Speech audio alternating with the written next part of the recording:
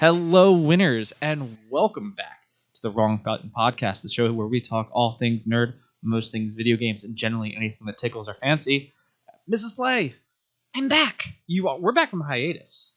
It has been a minute since we've been here. Since I've been here. It's been a minute since you've been here. It's been about 2-month break from podcasts. What? Work. Fair. So yeah, Fair. Yeah. we're back. Spring has sprung, and it has been very busy. Spring has sprung. I'm back from PAX. I know. I was about to say you went on a solo adventure. I did go on a solo Which adventure. PAX did you go to? I was representing Wrong Button at PAX East in Boston. Who did you talk to? What did they tell you? I talked to all the people. Yeah. How many days were you there for? I was there for 3 days. I did buy the 4-day pass, but I flew out early Sunday morning. Just because like con life, I was like, you know what I could do? I could use for getting home, sleeping in my own bed, and That's fair. then going back to work on Monday. So Yeah. it's Gotta like add that buffer time in for adulting. How many PAXs have you been to? this is PAX number 2. PAX? Yeah. Yeah, PAX number 2. Yes. Mm-hmm. For those of you guys who don't know, PAX was one of my like dream cons to always go to when I was younger, because like it was when I thought like, hey, I wanted to be in the video game industry and like make video games. Yeah, and stuff live like that. living the dream. And now I like to think I'm a nice critic of games, looking at like critical theory and using my astounding literary criticism degree to talk about video games. But yeah, so I have things to gush to you about because I got back. So this is coming out on April Fool's Day. So April Fools, we're actually live with a new podcast, which I feel like is appropriate. So I actually got back on the 26th. So it has been one full week since I've been at PAX. Had a great time. I'm going to tell you about what I saw, what I did, probably a little bit of what I ate, because that's also important for us. And yeah, we're going to start with games, and then I figured we would roll into swag and probably end talking about the new podcast setup, because that's part of what I got at PAX. Yeah, that's fancy. Yeah, so we're going to start with... Hang on one second, guys. He has a notebook of notes. That was actually a really good sound effect. I'm very proud of that. Yeah, that sounded really nice. So day one, I was there bright and early. So I'm one of those people that when I get places, I will walk to any place immediate that we're going to go. So I walked down to PAX. Get a lay of the land. Walked down to PAX. It was about a 2-mile walk from my hotel. Stayed at the lovely Courtyard by Marriott. So shout out to them for making a great PAX experience. In downtown Boston, right? Yeah, I was right next to Chinatown. It was awesome. So my first day I get there, couldn't remember what time PAX started, and instead of like Googling it, I just saw the people were being let in, so I walked in. And I was there about 2 hours early, so I was there at 8 o'clock and opened at 10. Yeah, dude. Stood in line for merch for about 15 minutes before I looked at the person in front of me and was like, hey, I have a really silly question. The lady was like, I have a really silly answer. Well, I was like, oh, sweet. Does this open at 10 too, or can we buy merch early? And I watched everyone in the line turn and look at me, and then like look down, and then look like, are we going to be waiting in this line for 2 hours? And most of them decided yes. So for those of you who haven't gone to a lot of cons, if you have a multi-day con, your typical best days for merch are the Thursday, because most cons go like Thursday to Sunday. Yeah, the first day. Or Sunday. Or the last day. Because that's when everyone wants to get out of there. Friday's typically busy. Saturday's really busy. Saturday's really busy. And Sunday people typically are trying to leave. Yeah, Sundays people are like, I don't want to bring this back with me. Yeah. So I stumbled into... I was walking around the halls of PAX, the Boston Convention Center, and I ran and I was walking by and I saw a room that was open. I just peeked my head in and said, people were like, hey, play a game. I was like, well, yeah, that's kind of why I'm here. And I stumbled into the Wayfinder beta.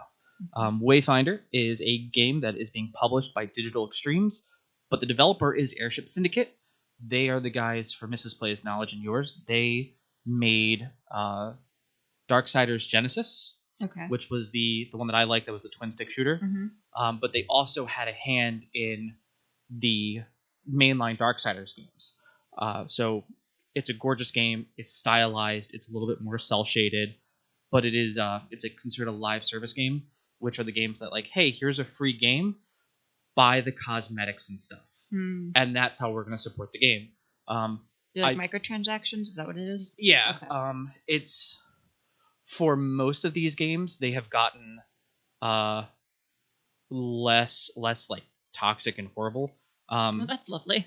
So the way like a lot of games do it, like you've seen me play Rogue Company. Yeah. And Rogue Company, I can just go in and buy like, hey, that gun looks cool, that skin looks cool. I'm gonna buy those two things. Back in the day, it used to be like, buy this chest for a chance to win. Oh, boo! Yeah, so that's a scratch-off sticker. Boo. Yeah. So that's those have been, I believe, banned in Europe because it's illegal gambling for the most part. But this is a character action-based live service game, so you play as a character and you are trying to figure out the story. But it'll be like, hey, go through this dungeon, except you can join with other people. I missed the beta because I was on travel for work. But so I sat down and I played this game. If you go to wayfinder.com or play wayfinder.com, you can sign up for the beta that's coming up. Huge shout out to Digital Extremes and Airship Syndicate for like giving us some passes for that actually while we were there. But yeah, so a lot of games where you play online and you play like RPG-esque, they do, hey, build your character. And that's kind of what you've seen.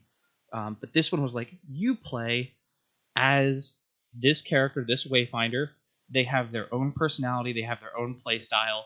You can customize some skins, give them some armor, give them some cosmetics. And it was a lot of fun to play. I gravitated towards a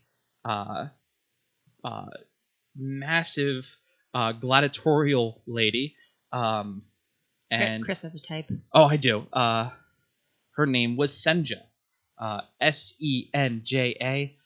If you want to look it up, you can totally like see she's my type, like completely asymmetrical, short hair, shaved on the sides, fantastic.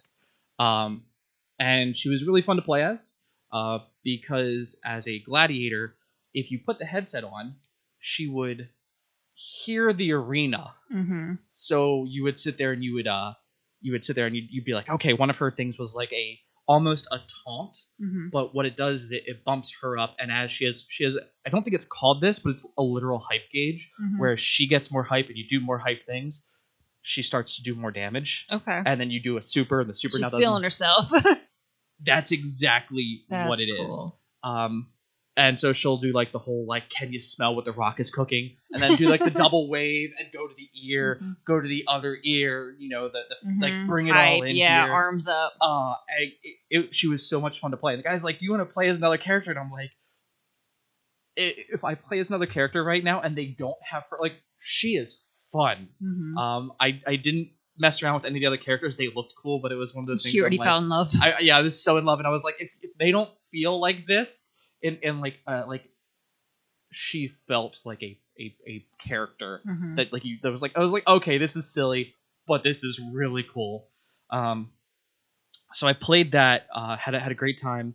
Walked in, and the first dev was there, and he's kind of telling me about it and explaining it to me, because I was like, okay, this is how it feels. I was like, what's your plan for longevity? Can you tell me about modeling? So the game was modeled very heavily after Warframe, which is probably the most successful live service game where it's like an RPG and it's not like a Fortnite. But had a great time. He's like, you should go fight this boss. And I went and fought that boss. And I was like, okay. He goes, do you want a challenge? And I was like, yeah, I'll totally take a challenge. And he's like, go here, set the boss to this level. And then he kind of walked away. And it was before I really kind of understood the mechanic. Like, I didn't have the headset on. I ended up putting it on because I was the first person to touch it. So I was like, okay, I'll put this headset over my ears. No one else has been here. And then fantastic lady by the name of Maya walked up. She's QA QC for Airship Syndicate, and she was like, really, she's like, I love Maya, and she's like, and she's sitting there telling me about like the grind of having to beat this boss as a QA developer or as QA for it. Mm-hmm. And she's like, okay, well, you want to? And she's like, I don't know. And she's like, okay, well, you can go. I'm like, can't go in yet. He's about to do the double bounce. And she's like, you really are just like Dark Soulsing this, aren't you? And I was like, yeah. I was like, I got to doing this because I watched the Super Best Friends play, and their QA people, uh, Wooly, Matt, and Liam, when they would talk about going into a boss fight, they were like, okay, you let the boss go through like his full range of motions. Yeah. The second boss they put me up against was you're under leveled for, so they want you to have other people in there, but I didn't have anyone else in there with me, so didn't get to beat him, but super cool, and had a really, really awesome time with it. So once again, guys, that's Wayfinder. Publisher is Digital Extremes, and then developer is Airship Syndicate. So highly recommend looking for it. It will be on Twitch. I will probably be forcing Nick and Tyler to also get it, so I can make my friends play games with me. That's what we got to do out of this. Where'd you go to next? So next, the next game that I was looking at is a game called Strayed Lights, and I kind of talked to you about this one because I was very excited. This is another character action game. Wayfinder played heavier like Darksiders does. I don't know if you remember me, like characters, especially War, had some meat to them. Character I played in had some like chutzpah to him. Strayed Lights, though, is a cel-shaded game. Almost think of the art style from Pathless. Okay. So that way you can draw it in on. Now, the premise of this is you move a lot faster, and you are a character who goes into a world, and there is a darkness. You're kind of split, so you play as this character who can go between red and blue light. Okay.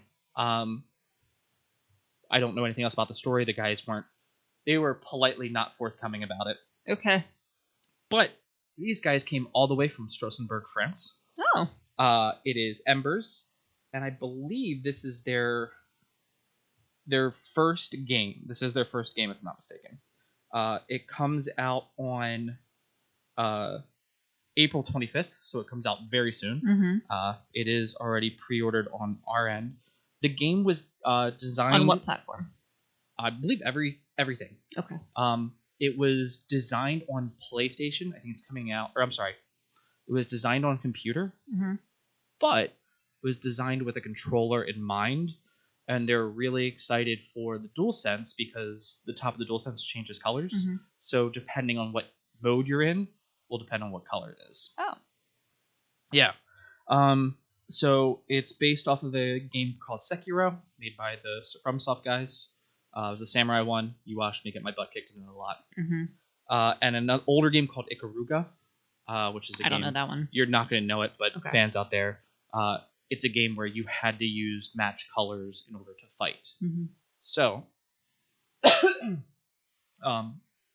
the game plays with the duality of the light sources that you have when you're fighting the enemies.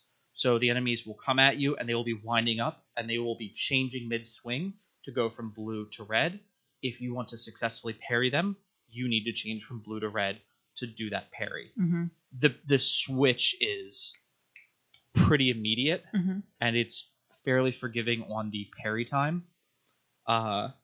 And you can fight like kind of Devil May Cry, where I can walk up and start smacking something, and I can dodge out of the way.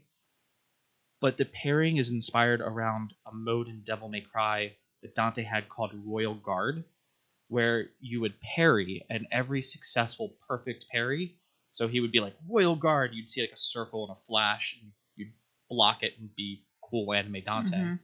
But you would build up a special charge, so you could run into a group of like 6 enemies and unleash the Royal Guard, and it would be like expelling all that built up energy. Okay, yeah. And you would just wipe them out.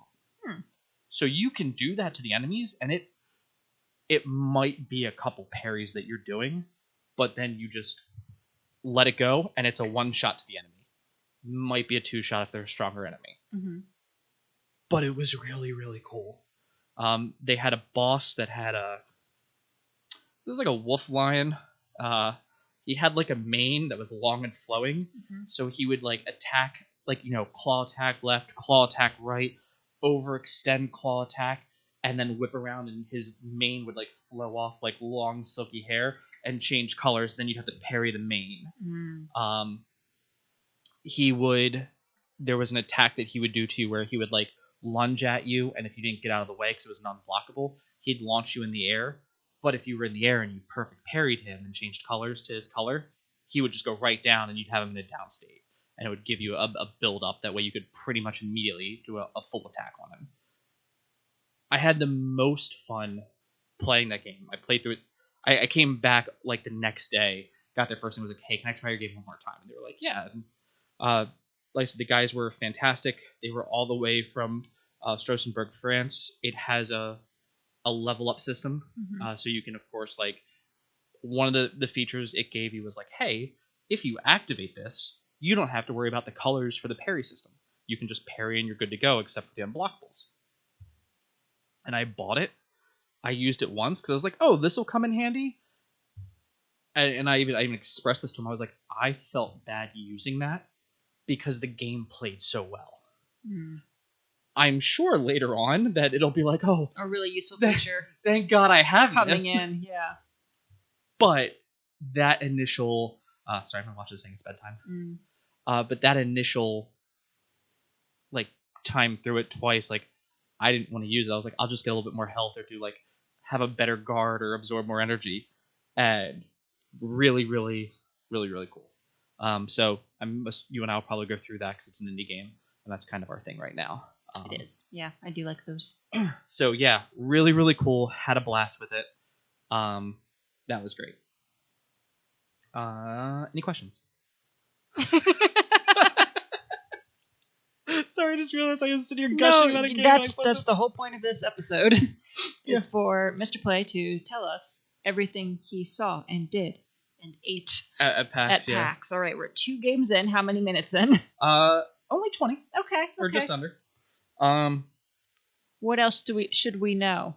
Like I said, that is Strayed Lights. It's coming out for Xbox and PlayStation and computer. It releases on April 25th. So by the end of the month.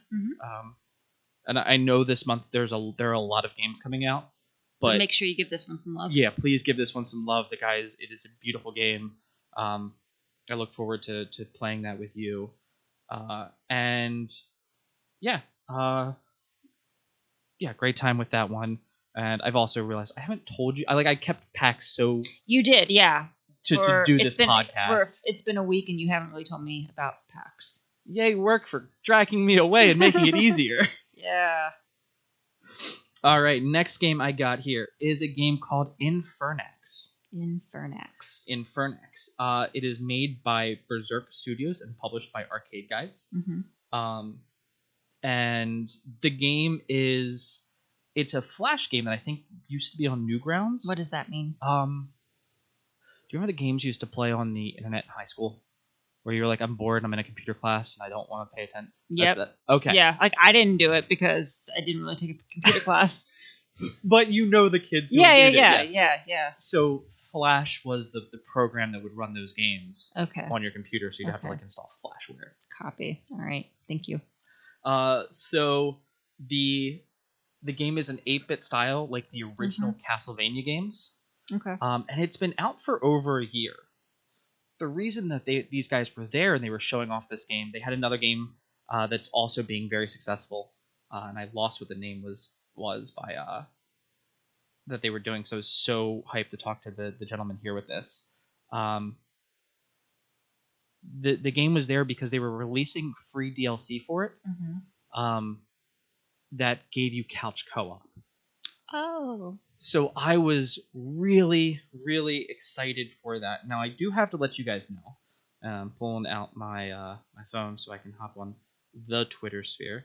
That I was Hunter was incredibly kind to me, and he was the person. He's actually the writer for Infernax, and he is he is the marketing guy for this, the marketing dude for his for this. So like I'm on his Twitter. Okay. And so what should we know about the game? Well, first and foremost, the guys were very kind and did offer us a free copy of the game to send us a free download for it. I went on and bought it on my Switch anyway because I still wanted to support them. But because they did offer that, I do want you guys to know, not an advertisement for them, but hey, thanks for the support and look forward to playing your game. Yeah. Genuine plug. Yeah. Yeah. That is, by the way, our first. Like, hey, play this game. You seem like you really enjoy it, so thank you. Yeah, thank you so much. Thanks for trusting us. Yeah, thank you so much for trusting us. That game will be coming up soon. Nick and I to do probably right after we finish to wrap up Halo. But, so we watched Castlevania. We watched Castlevania together. We did. Do you understand the joke behind Alucard's name? It's the backwards of Dracula. Yes. Yeah. So they have a main character in this game. His name is Alcidor. I would have to see it. I'm bad at like mentally visually. It's like Alcador, so it's Dracula. Okay. Or it looks like Dracula again. Okay. So I just saw that. I was rolling. So the game has been out for a year. They added for player 2, you get to play as his squire. His name is Servile. And to make it different, like Castlevania, you know that Trevor fought with the whip. So in the games, what you would do is your character would have a straight line, and you would shoot out, and it was his whip. So that's how you hit the enemies. Alcidor uses a mace. Okay. But when you look at a lot of the animations, you can see how that translates. Now, the game was inspired by 2 games out there, Zelda 2 and Castlevania 2. Both are notoriously poorly received. However, they had a lot of really cool concepts to them. Like Castlevania had a day-night system.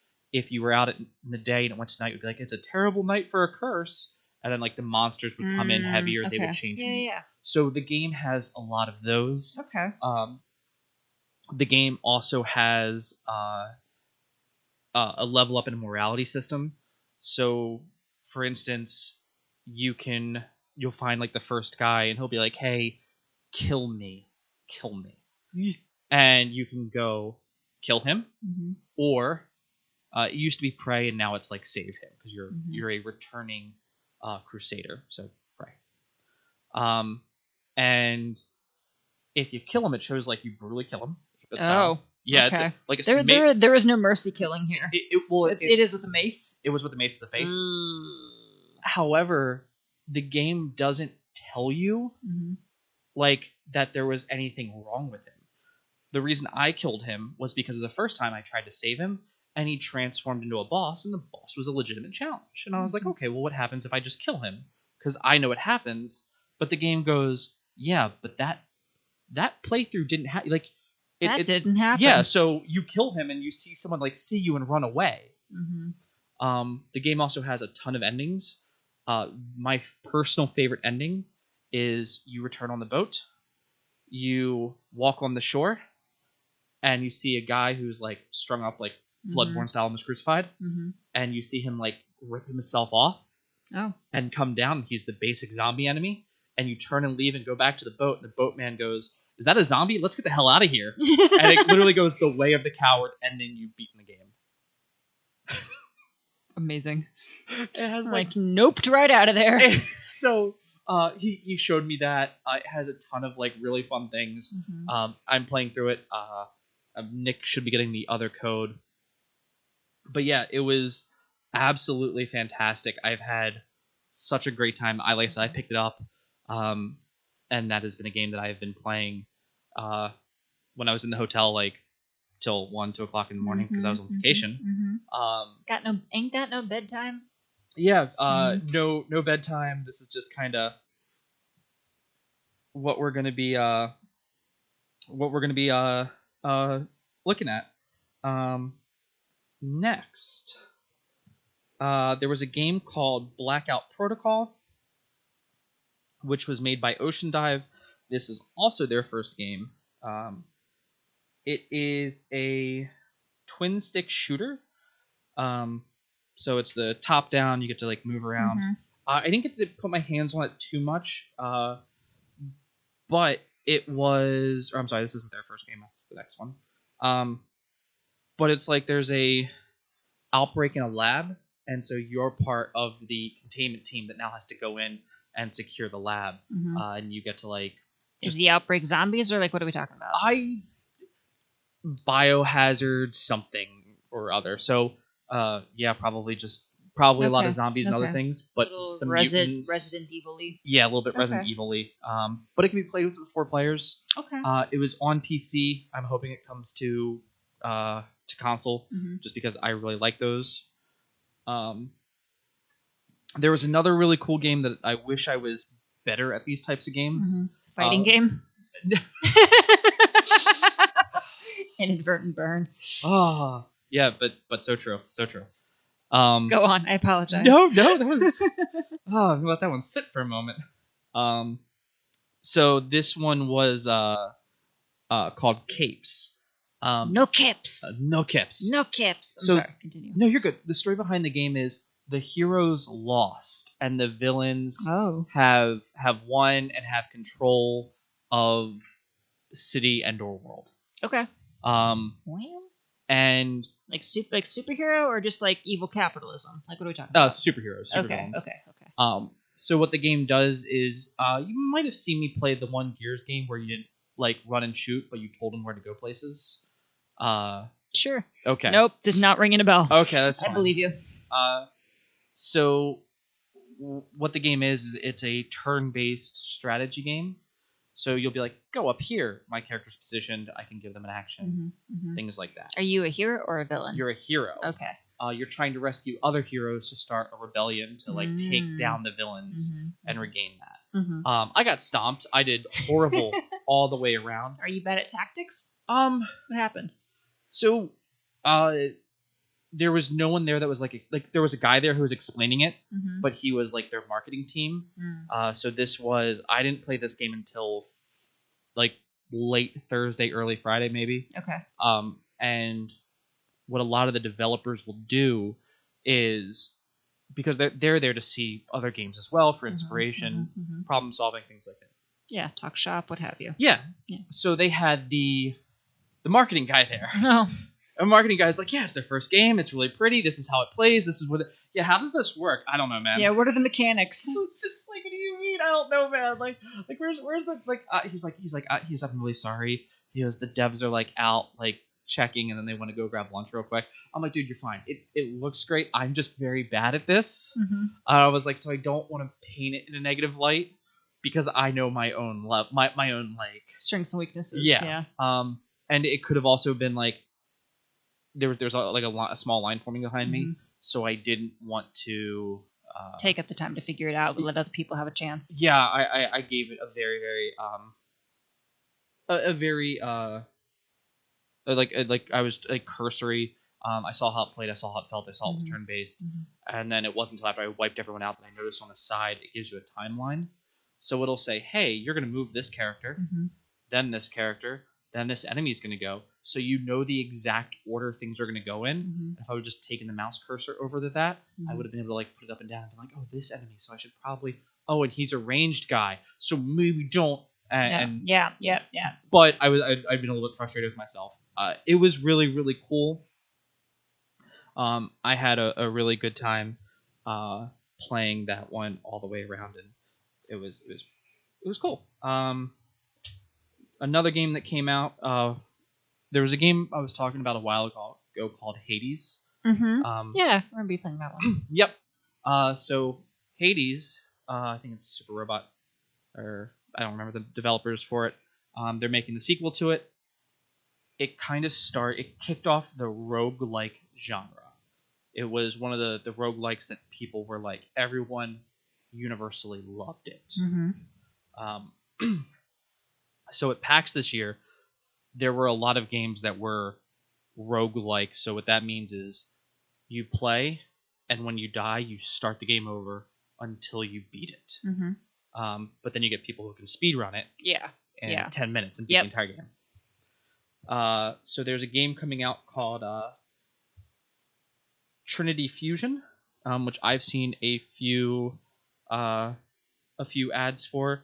I was actually bad. I don't have the names for the studio. So Trinity Fusion, you can look it up. It's coming out on PC. I think it's coming to all consoles as well.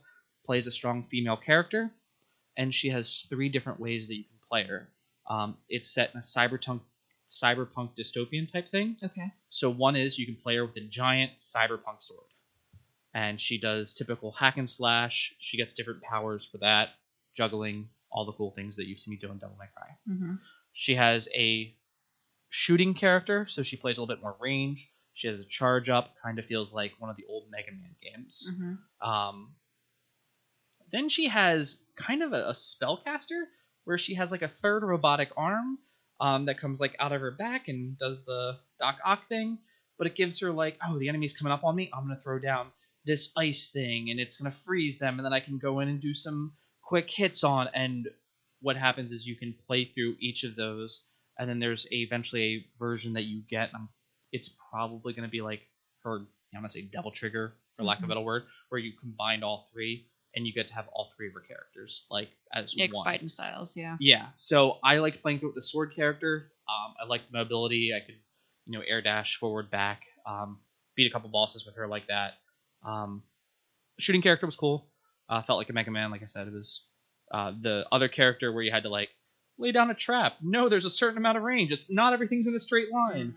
I was not as good with. But that was on me. But she was a really cool female design. When she changed, her outfit changed subtly.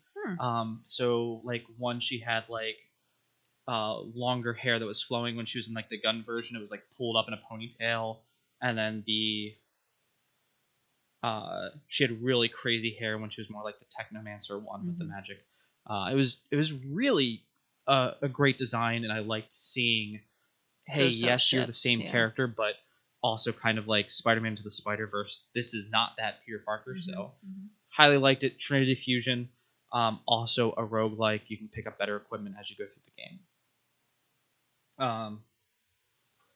And yep, so last game I played and took a look at was called The Wandering Village. So The Wandering Village is a game that is coming to Steam and Xbox. You're a village of people on the back of a giant creature known as Onbu. Onbu. Yep, Onbu. Okay. So something has happened to the world, and the only people that can live on it are the people that can live on the back of Onbu. Is there only one Onbu? Kind of. Okay. So what'll happen here is you start with your village. You might have 10, 20 people, what have you. So of course it's going to be like get your basic needs.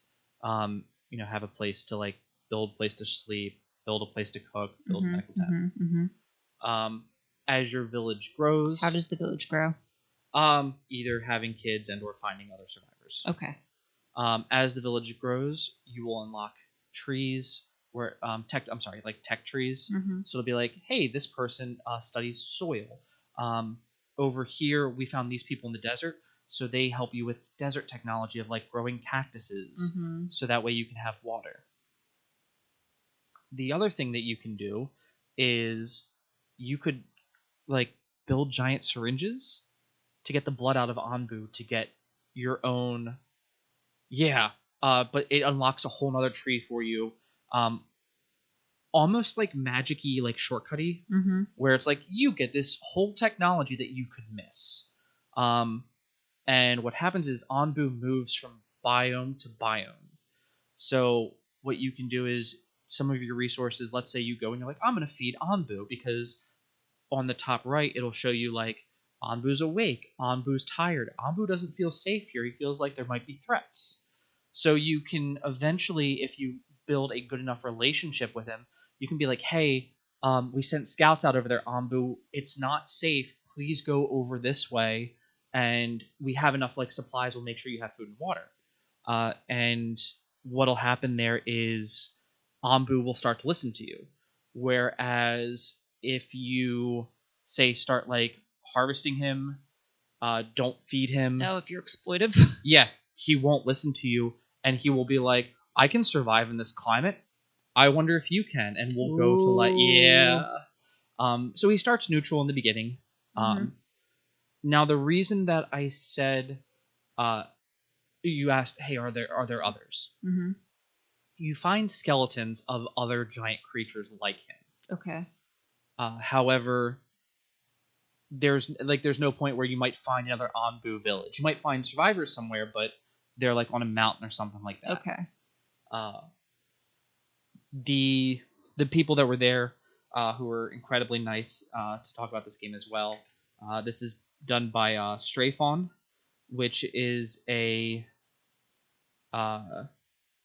Swiss-based studio. However, the gentleman who was there was actually from LA, I believe. So he's part of their branch over here, teleworking remotely. They haven't said yet if they are planning to bring other creatures or even a multiplayer where it's like you could run into your friends or run into other ones for combat. So I was like, oh, well, maybe you can trade. Maybe you can get a couple of them together. Yeah. As of right now, that's not a thing. The really cool thing for this one is for a lot of city builders, what you'll do is you want to like zoom all the way out and see your city. Yeah. Like, what terrain am I working with here? Yeah. You're on his back. His back can change, depending on like where you guys start. But it'll be like, hey, here's a dirt area. And he was talking about like the ecologist. Like it's like you need to build his building on the dirt on the back of Anbu because that's what you guys are like have to use. So he'll study it and give you different abilities to use that there. And he's like, what you need to start doing then is like planning because it'll show you like up ahead, Anbu sees this and that's where he's going to go. And in the beginning, it could be like he walks into a desert. And so you're like, okay. Water. Yeah. So it'll be like, hey, we have a cactus farm. So while you're in this really wet environment, you're growing cactuses, storing water in them because tech trees. And you can turn areas on and off because people are also a resource too. So it'll be like, oh, well, we're not in the desert. I don't need to have you guys over here. We're going to a desert in 2 days. Let me go over there, ramp it up real quick. Okay. And use it. It looks really peaceful. The people are a little bit of a cartoony like style. Anbu looks really great. So I was joking with him. I was like, oh, so you're living on the back of a lion turtle. That's where my brain went first. Yeah. Yeah. So he was like, yeah, I can totally see that. But when you zoom out and zoom in, like it's fluid. A lot of games when you start to zoom out, and you see more. They kind of start chugging and lagging, and then when you zoom in, chug and lag. It felt incredibly smooth. The game was designed once again with a controller in hand. It'll be both on Xbox and PC.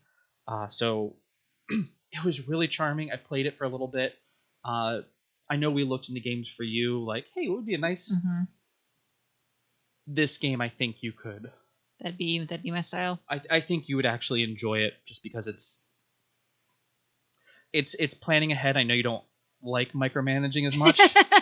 Yeah, I didn't like Stardew Valley because I'm like, I don't want to be responsible for this. Whereas this game, that's all you do. However, I think because it's like, let me forge this relationship with this giant creature as well. Yeah. We'll see how it goes.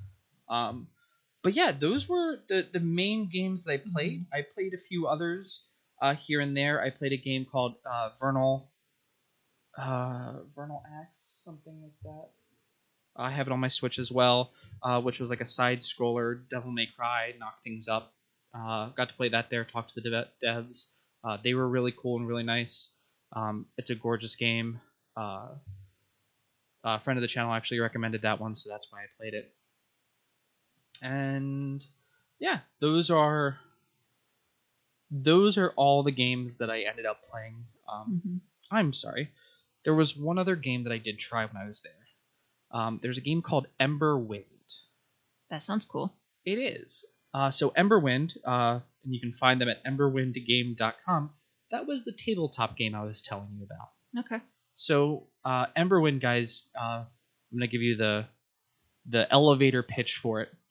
Guy goes to his wife and says, hey, play tabletop with me. And she goes, no, it's too complicated. Hey, play tabletop with me. No, there's too much math. Hey, play tabletop with me. It's really hard for me to, like, think of a character and do this. So the husband sits there and goes, you know what, I love you. If I build a tabletop game and that meets your criteria, will you play it with me? And the wife said yes. So he did. So it is a D&D like game. However, what you can do is you can play it by yourself. So if you're a D&D person, you can play it by yourself. Or you can play it with a group of people.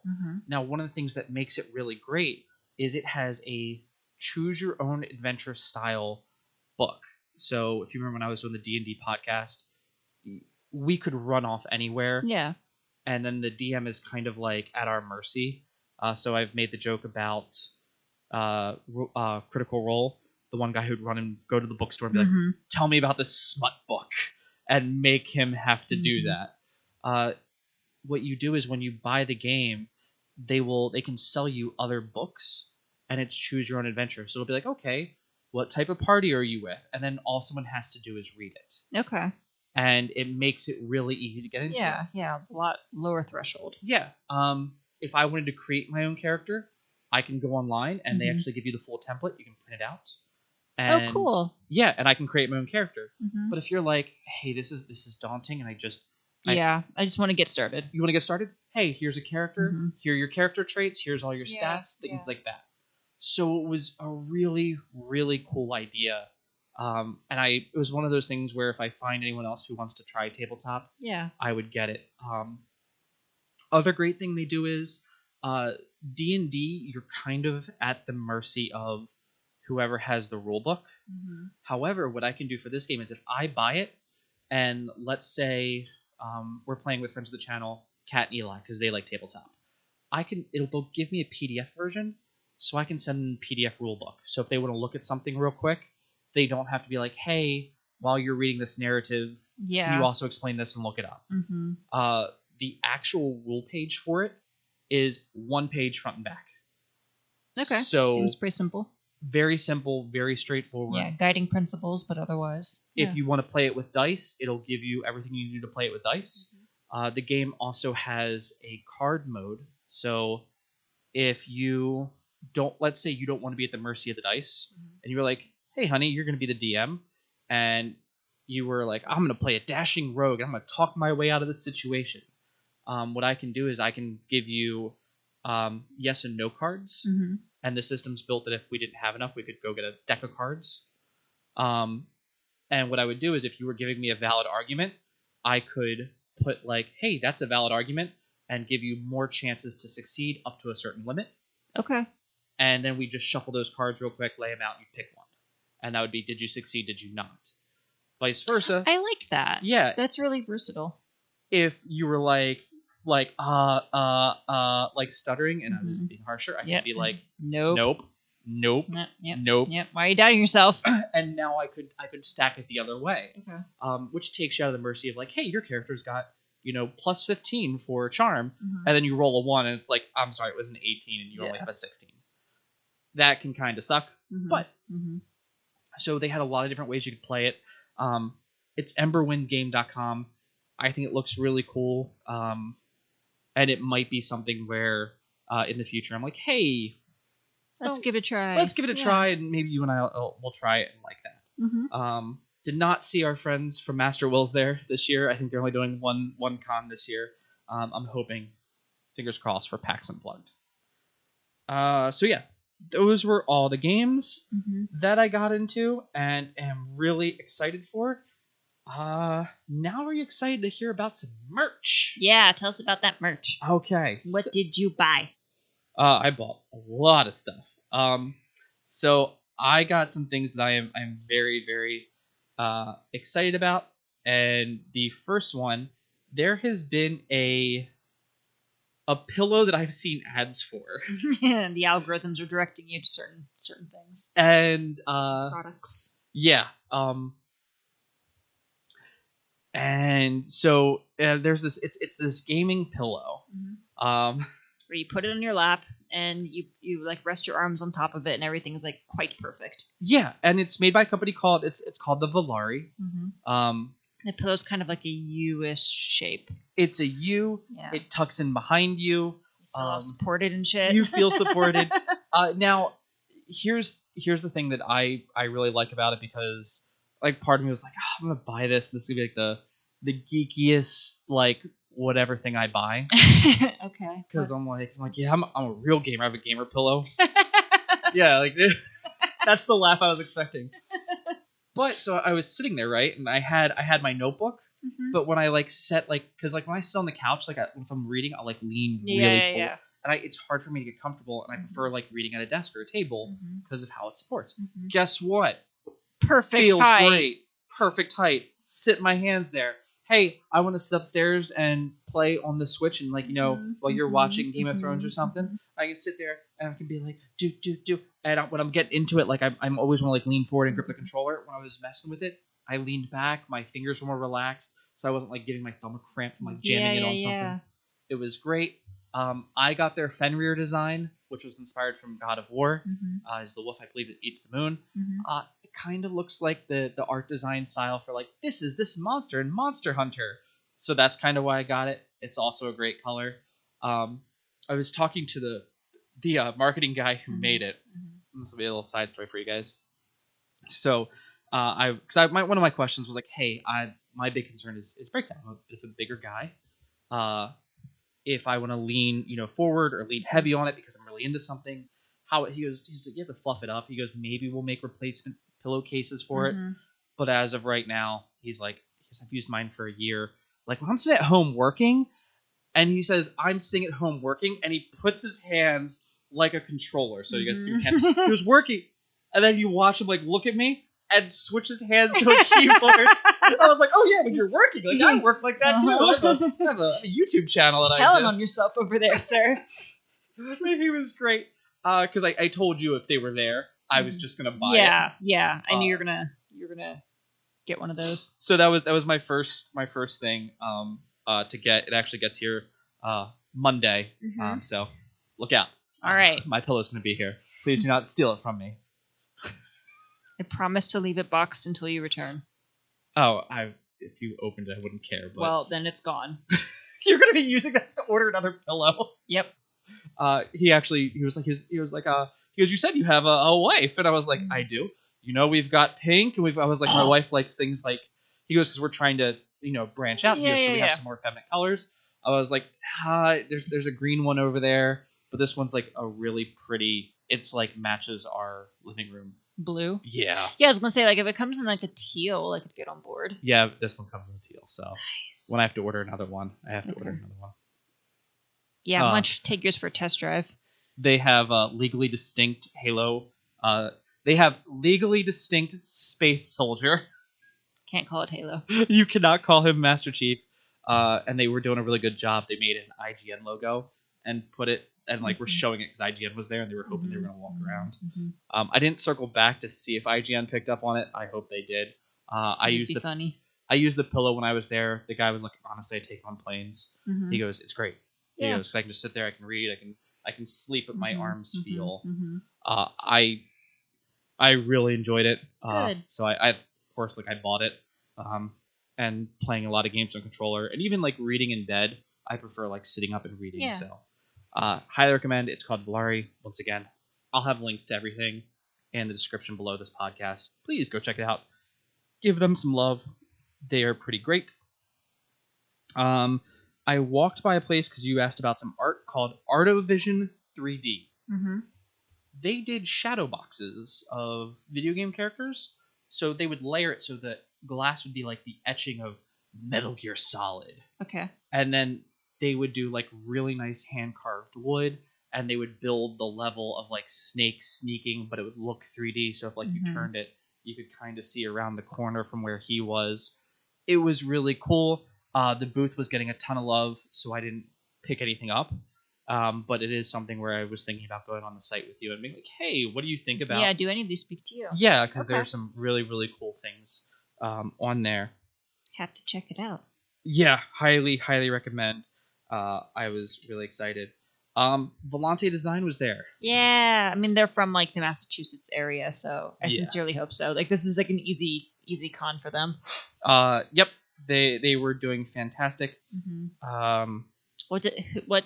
Who is Volante Design? What do they do? Volante Design make video game and I'm gonna say nerd in general inspired clothing. Mm-hmm. It is like they are gorgeous coats. They had the Nero. I tried pants, shirts. If you're into Assassin's Creed, they do Star Trek things. Yep, they have Star Trek. They have Devil May Cry. Yeah, Star Wars inspired because Disney's not going to let you use that licensing. Yeah, but it'll be like the dashing rogue, the scoundrel. Yeah, it was very much like I know what you're saying here. They went through like a ninja. I don't want to call it a phase, but they had a You're talking about the Shogunite, where it was like had the pleats on the side of it. It looked like armor. It was right after Sekiro and then Ghost of Tsushima came out. Yeah, that jacket came out. But it's top tier craftsmanship. Canvas and leather. You can get things custom done from them. I've bought one of their jackets from their Vault sale before, and I love that jacket. Oh yeah, it's your brown coat. It's my brown coat. Yeah. Yeah. So it's the engineer. It's brown and black, but yeah, it's my brown coat. I tried on the Nero. Only comes down to my thighs. So I was like, it's not a trench coat. I'd wear it.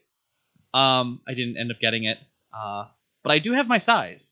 So that's good. We can get that. Now we know. And then there's they had another Shinobi inspired one that was a nice jacket that I liked, and I tried it on in the purple. I think I looked dashing in it in the purple. But yeah, that was really cool. It was great to see them. I picked up this will be a fun story for people. I picked up a Magic the Gathering duel set. Back in the day, for those of you guys who don't know, Magic the Gathering, really famous trading card game. But what they would do is they would make decks that were specifically designed to battle each other. So they would do like elves and goblins, paladins and zombies, just like very thematic things like that.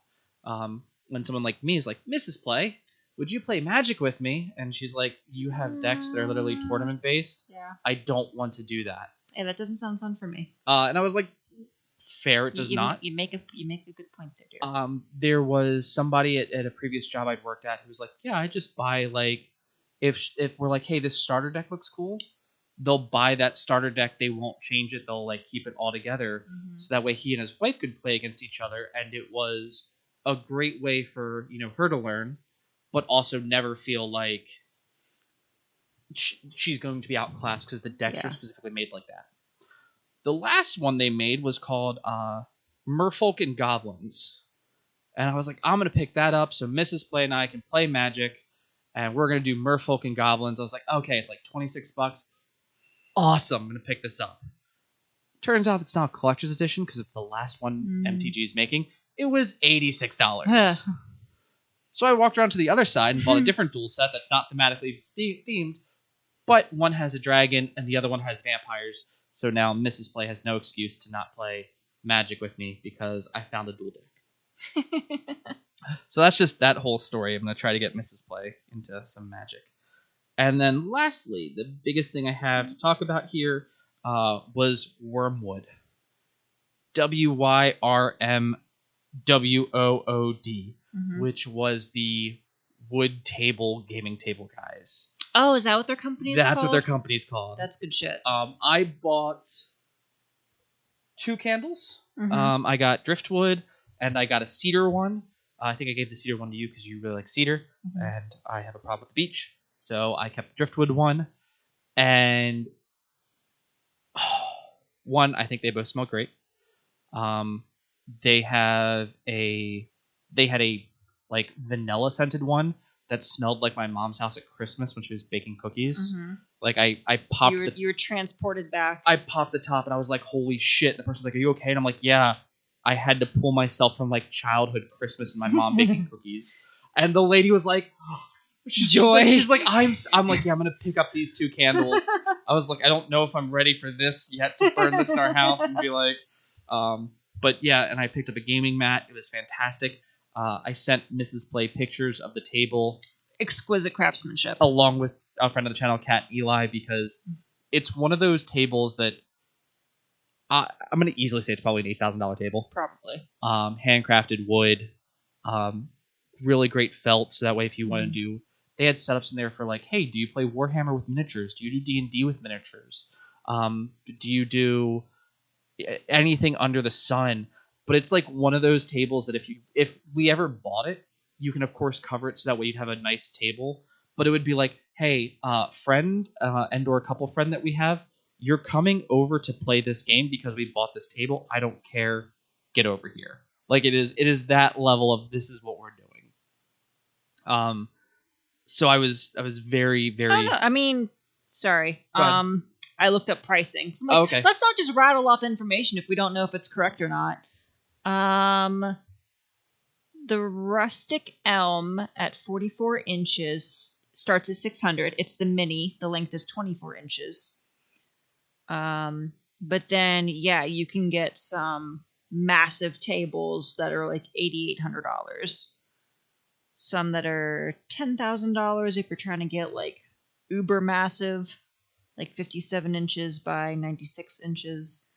You can create hexagons. You can create squares, different various shapes of the rectangle, dimensions of the rectangle. But all in all, this is pretty affordable. It's only when you're starting to get into those larger sizes that you're like really breaking $1,000. And for a gaming table, I'm not mad at that. Oh, yeah, and there are monthly payment options. So buy one. It's it's affordable. It's affordable. Kat, Eli, you guys heard it here. I'll mention the links there. But I showed you like the desk that they did, and it looked beautiful. Now that you've said that and given me permission, that's what I heard. I heard permission. Yeah, I heard buy one. So when we get the PC up for the channel, buy so one we of can those. do that. I was going to buy one of those. Yeah. It's really pretty. It's a really, really, really pretty table. It is a very pretty table. And then lastly, you guys are hearing us on a brand new microphone setup. I've been talking about wanting to start doing live podcasts and building a podcast set. And after a brief bout of wanting an at-home gym, Mrs. Play was like, bitchin', I'm going to get you what you need for a podcast setup. So you're giving me so much credit. Spouse, I'm going to let you know that it's like Mrs. Play my wife bought me a house with a basement. That way I could have a recording. I didn't buy you a house. We bought a house. She picked out a house. Okay, I did pick it out. With a basement and said, hey, the basement's yours. Do you want Wrong Button Studios? And I said, yes. Huge shout out to Audio Technica, which is a fantastic microphone guys. They do equipment for podcasts, let's plays, musicians, everything that you can imagine here. So you guys are actually listening to us talk on Audio Technica mics. They also gave us a massive, really nice discount on our new boom arms. So we can sit and face each other instead of sitting on the couch. Yeah, you got a convention discount. I got a massive and a threshold. Like this is how much you spent there for. Yeah. But very affordable, really durable. I don't know if you've messed around. I haven't fiddled with it too much. I liked how you got me set up, but I did do some minor adjusting as we were talking. It's very, very durable. Had a great time. Managed to get it all back on the plane. Yeah, so he calls me. He's like, I bought it. I'm like, are you going to be able to fit this in your luggage? Like, even if it fits, like, how much does all of this weigh? You know, your luggage has to be 50 pounds or less, otherwise they charge you extra. And he's like, that's why I'm leaving now in case I have to, overnight ship it to you. I'll still have time to, find a place where I can mail it. I'm like, all right. Yeah, it was 29 pounds. But I fit both the boom arms in the in my suitcase that I ended up checking. because I didn't even talk about the TSA stories. Fit both of those in there, sent it. Fit one microphone in there. I picked up the Red Dragon Inn that we always play. Mm-hmm. I picked up the villains for that for friends of the channel, and like a couple other things. Ended up getting it all in there. Had to open up all the extensions of my Osprey backpack. And if it fits, it ships. Yeah, it was very much checked one bag, so I wasn't carrying both of these. Mm-hmm. Now, you want to know what to me the real kicker there is? My bag was full. Like, I used a day tote, and I'm typically now traveling with a heavy, big suitcase. That thing was full. My heavy suitcase has never been full. Every single time gets searched by the TSA. This bag looks like it could be a literal bomb. It's that square and perfect. No TSA check. Didn't look suspicious enough. So yeah, it's because that bag is like canvas, and you're like X-rays pass easily through this. Yeah, we know it's fine. It was absolutely fantastic. Mm-hmm. But I ended up getting it all back. I got it set up last weekend, and yeah, so that's what it looks really cool. Thank We're you. in front of our fireplace with all Killzone, a recording sign, Sam Fisher, Horizon, the art of Horizon Zero Dawn, and Star Wars. Is that an art book? What is that? Yeah, this is. These are all the posters that they've ever done for Star Wars. Poster art book and a lightsaber. And, yeah, I've got the Obi-Wan lightsaber on the mantle, and I've got a framed picture of Sam Fisher signed by Michael Ironside. It was like our first year living together. Was that like our second? I don't know. We were poor. Okay, that's what I remember. I think it was after PAX. So you took me to PAX like one of the first years. Maybe I was still doing like chem bio stuff. Okay, then. Yeah, it was a long time ago. But yeah, I found his website and I picked that one out for you. Yeah, and then got you to tell me the quote on the slide that you would like. Oh my god! And I I was like, hey, what's your favorite? that quote that you always do from Splinter Cell? Oh, 3 missions, 3 alarms, and the mission's over. Yeah, I had no idea. I was like, I didn't even think to go. Why would my wife? Why that's would such a random thing? I know that's because I'm good at like concocting scenarios on the sly. But yeah, and then we picked out a high top table with 2 chairs. Thank you, Amazon. And yeah, you assembled all of that. Yep. You have a nice setup now. Yeah. So fancy. I've got a webcam sitting in the that is currently in the shopping cart on Amazon.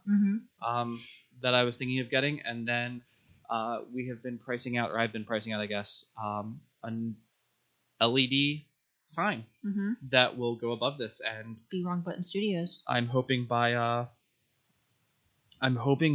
July I would like to do the first live podcast. That's a good goal. Yeah, so gives me like 3 months to get everything I need and do this. So all in all, a very successful PAX. Oh, PAX was fantastic. That's wonderful. I had a great time. Had tasty food. Yeah, real quick, tell us what you ate. So the first night I went to a vegan Thai place and had it was ginger mushroom stir fry. Okay, that sounds yummy. It was delicious. When you make kimchi, you like matchstick slice your ginger. And I know that you're like, you're not supposed to do it. I don't care. I love the ginger and I love it. I know that's how you like it, so that's why I do it. I appreciate it. So you would be eating this, and it was matchstick sliced ginger. So like, it was very savory, but then like that bite of the ginger would come through. Clear the sinuses out. They were incredibly nice to me. The second night I did a halal place that was okay. So that was a bit of a bummer, and I ended up getting like McDonald's later because I couldn't even finish that. Bummer. Yeah. The third day, when I was at the convention, they actually had food trucks outside. Awesome. So they had a Chicago-style hot dog, and it was massive. It was delicious. Chicago-style is probably my favorite. Like, if you're going to be like, we're making a hot dog, this is what it is. Outside of the Iceland hot dog. I was going to say, how does it compare to the Iceland hot dog? It is... I looked, and I was like, can you guys do an Icelandic? No. Oh, well then. I was like, do you get that a lot? He goes, enough that I have it as an answer of no. That's funny. I was like, okay, can I get the Chicago? He goes, good choice. Nice recovery there, sir. He did a lemonade with mango puree in it, Yummy. which was a lot of sugar and delicious. Mm-hmm, So I had that. That was for lunch. That night, I ended up going to Chinatown again, and I went to a dim sum place where I got a spinach dim sum, a shrimp dim sum, a fried steamed pork dim sum. So it was like a steamed pork, like in the wrapper, a little bit coated, and then fried. So it had like this sweet kind of crispy exterior from like a fried bread, and then inside of it was delicious pork dim sum. Savory yumminess. Okay, that's cool. Never had something like that before. Neither had I, and I was very excited for it. And I was sitting downstairs in the common area to eat this because I stayed at a smaller room. And there were some guys playing. There's some people playing D&D. They weren't recording it, but they were there. You could tell they were like in a really serious game. And then I also had chicken feet and bean curd. I've never had chicken feet before. When you sent me the picture, I was excited and a little bit jealous because that's something that I would like to try, and I just haven't. I've never had the opportunity. So, you know how I can be when I go to a restaurant, and then I'm like, okay, I'm getting these things, but like, try something different. This is like white person safe. Yeah, that's how I'm gonna put it. But it was like I knew kind of what I wanted, and they were busy because it was just me, and so dim sum places very typically for parties or like groups. Yeah. So the guy's like, I walk in, I'm like, hey, it's just me, and like I felt so bad for the kid. He's like looking around and like all these giant tables. And I'm like, hey, can you just do it to go? It'll be fine. He goes, no, you can stay here and eat. Like I don't want. I'm like, I know your place is for bigger people. Don't like this is what I want. And I looked and I was like, hey, if you were to get one thing on this menu? He's like, I got two things I really like. I was like, what are they? He goes, this, and it was like, he's like, I really like spinach. And this is like the coolest way to have it. And I'm like, dope, take one of those. Yeah. And he goes, this is weird, and you might not. I was like, no. I'll try it. I'll trust you. Put both of those on there. I was like, I'm more than happy to try it. And then the guy like pays my credit card, and the guy's like, it's 40. Like, I need like a $60 transaction to pay with a credit card. And I was like, I can't order $60 for the dim sum. Yeah. He's like, you got Venmo? I was like, I got Venmo in the money, and put like the pot sticker emoji on there. There you go. It's great. Like pot sticker chicken and like two other emojis was fun. Sent it to him, came back, and I cracked open the chicken feet. And guys, I don't know how to tell you all this, but it's very hard to hide that you are eating. It looks exactly like what it is. It does. I've never had pickled chicken feet. I've never really done pickled eggs. So, but the texture for it is like pure chicken. Like if you like chicken skin, like that is what you got. It's a little bit awkward because it's like bonier than like chicken wings or buffalo wings. And there's not as much on there, but boy, was it good. And the people who were at the table next to me were like, what the fuck? Hey man, that smells really good. What are you eating? I'm like, I'm eating bean curd. And I was like, yes, want to try it? Like, I got like 3 things in here. I'm getting a little full. So I'm like passing it, and they're like taking bites of it. And it was That's so cool. It was just one of those a good experience. Fantastic. Had a great time. Chinatown's awesome. I wish I could have had you there. Yeah, I would have been living my best life. There was a banh mi place I didn't get a chance to try. There was a like super health food juice place. Oh yeah, you told me you stopped at the juice place. I stopped at 3 times. Like on my way back, it was what I got every day. And that was fantastic. Drank my way around that menu. Had a couple boba teas while I was there, and then they had a New York pizza style place. And they're I like pineapple on pizza. All right, Don't come for me. I like pineapple and bacon because I think it plays better. Yeah, than the ham. The ham. Their Hawaiian pizza, not very good. Their regular slice, really solid. Good. Yeah, good. Solid good, regular good, slice. Good. So that was fantastic. And yeah, that was PAX. That's what you ate. That's what I ate. Had That's what I did. I had a great time. Are you planning on going next year? So I don't think I'm going to go next year. Main reason being, is one, we're hopefully going to PAX Unplugged. Yeah. This December. So PAX Unplugged PAXCAST. Hopefully you guys can do that and enjoy that with us. Excuse me. And I'm hoping the group that I'd like to go to MagFest with is there, because Rustage performed at MagFest this past year. Yeah. And he was not at PAX. So I really want to go to MagFest. And those are... And Rustage just released new music, so like, come back to the United States, please. Yeah, please come back to the United States. Bring McGuire with you. You guys did a really cool album. I've been listening to that all day. But yeah, that was PAX. There's the entirety of my PAX experience for you, distilled into like an hour. I'm glad that you had a wonderful time. Thank you for listening to me. Came back with cool merch, more merch on the way, great experiences, delicious food. I'm so happy for you. Yeah, I'm very excited. Yeah. So yeah, and hopefully this sounds decent. Yeah, here's to PAX 2023. Yeah, PAX 2023. I had a great time with you. And cheers. Thank you for taking care of me, Boston. Thank you, Marriott, for taking care of me. Delta Airlines, you guys were great, even though you scared... Okay. The turbulence. No, so this will be the last story. Okay. Last story. I'm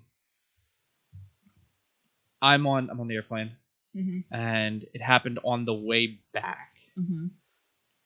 Way up, flight wasn't that full. I flew from like DC to Boston, not that full. Yeah. Fine. Yeah. On the way back, I'm on the plane, got my headset in, doing my music thing, so I don't fly very well. I'm like, I got this. Flight attendant leans over the seat. Plane is packed. Hi, Mr. Chris. My last name. I was like, oh my god, yes. Hey. And like, why would you? Why are you talking to me? Why are you approaching? Hey, Delta just wanted to say thank you so much for having a corporate account with us, and we really appreciate you taking this time to fly with us and use us for all of your corporate needs. And it was just this, I'm just like, you're welcome. The flight attendant shouldn't have to do that. Delta, you don't pay your flight attendants enough. Well, not enough to do that. But they do shout out like, hey, thanks to our Comfort Plus and our Platinum and our Elite members. Yeah, but I'm listening to my music. Like, don't have your flight attendant. Because then there'll be a question like, did someone thank you? And the answer is going to be no. And then they're going to get dinged. And so they have to. They are like low key compelled.